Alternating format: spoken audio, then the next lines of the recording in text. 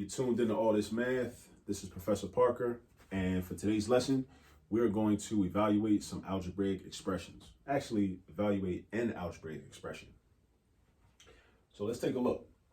So our instructions are to evaluate when C is equal to 3 and D is equal to -2. All right, this is the expression. All right, now let's make sure we're familiar with all the symbols and the terms within this expression. These two vertical bars, they represent something called absolute value. Absolute value. Now, technically speaking, absolute value represents how far a quantity is from 0 on the number line.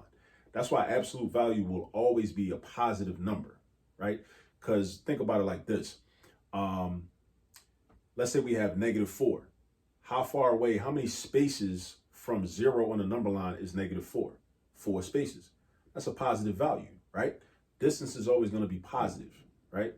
Even if you're in a car and you're driving backwards in a car, right? You might drive backwards 60 feet. Even though you went backwards, you didn't go negative distance. That's still 60 feet that you traveled, right? So that's what absolute value is.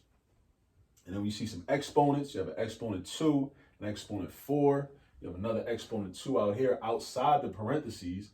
That means that this exponent 2 is going to be applied to everything inside the parentheses. All right. Now, here's a mistake that I want us to avoid when we see a problem like this. A lot of people say, well, absolute value means everything turns positive. Not exactly. It don't exactly mean that. So what they'll do is they'll say, okay, well, if this is a negative, I could just automatically turn this into a positive because absolute value means that. Nah, think about it like this. Absolute value should be treated like grouping symbols. Grouping symbols are like parentheses, braces, brackets, right? You treat it like a grouping symbol. You need to calculate everything inside the absolute value first, simplify it as much as possible, then you convert it to a positive if it's not already positive. Here's another thing about absolute values. Some people think that, well, since if the number is negative with an absolute value, we convert it to a positive. So they think that you always go opposite. So they think that if the number is positive already, you need to convert it to a negative. Not at all. If it's positive, it stays positive. If it's negative, it becomes positive. That's how absolute value works. So now, when we evaluate expressions, we first got to read the expression, understand it, which is what we just did. The next thing we got to do is we got to take the values that we're given and we got to substitute them in for each of the variables. So check this out. C is 3, right? So that means that in this problem, wherever I see a 3, I'm going to replace or substitute it. Did I say that right? I meant to say, in this problem, wherever I see a C, I'm going to replace it with a 3. All right? So I got the absolute value of 3 squared minus, now D is right here. D is -2. D is -2. So also, wherever I see a D in this problem, I'm going to replace that with a -2. Now, here's another thing you want to do when you're evaluating expressions. When you replace the variable, you want to put that number inside parentheses. I mean, I could have did that with the C just to be consistent and did that. I'm going to do it with the D, especially because of that negative sign with the -2. So I got -2, and then the exponent 4 is still there. And then I got my second absolute value symbol. Then I bring the plus sign down, and then C is 3 times D, which is -2. Then I got the exponent 2.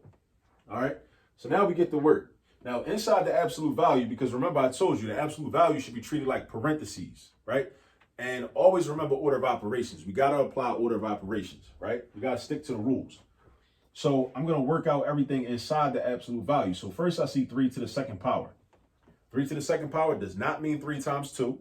It means 3 times 3 because that exponent tells you how many 3's will be in the multiplication statement. So there'll be 2 3's. So that means we're doing 3 times 3, all right? Which is going to give me 9.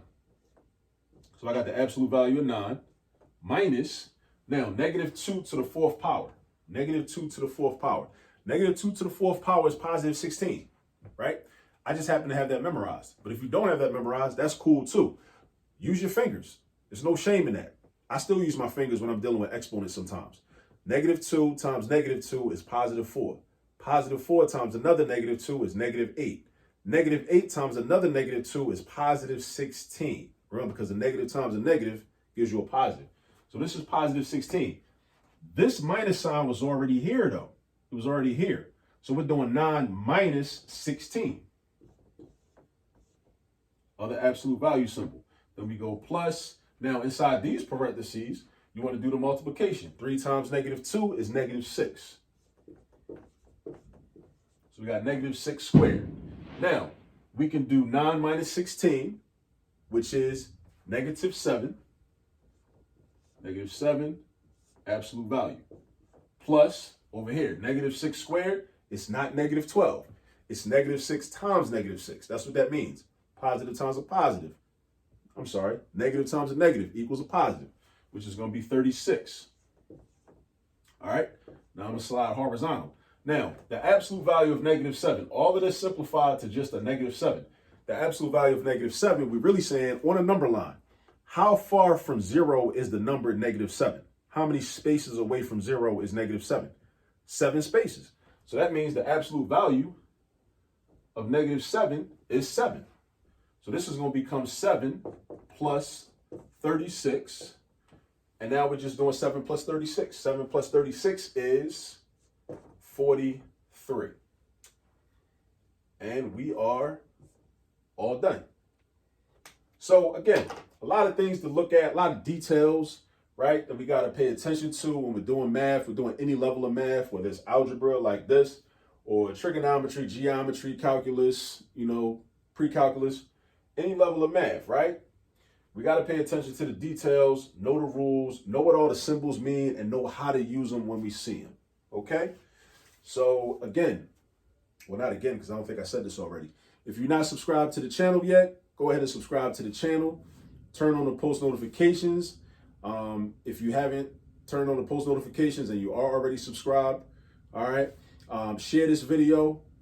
Send it out to somebody. Send it to one of your friends. Let your teacher know about it. Let them know about what we're doing at all this math. Maybe it can, supplement, their lessons that they're providing and sharing with you, on a daily basis, And as always, please remember, there's all this math all around you. Peace.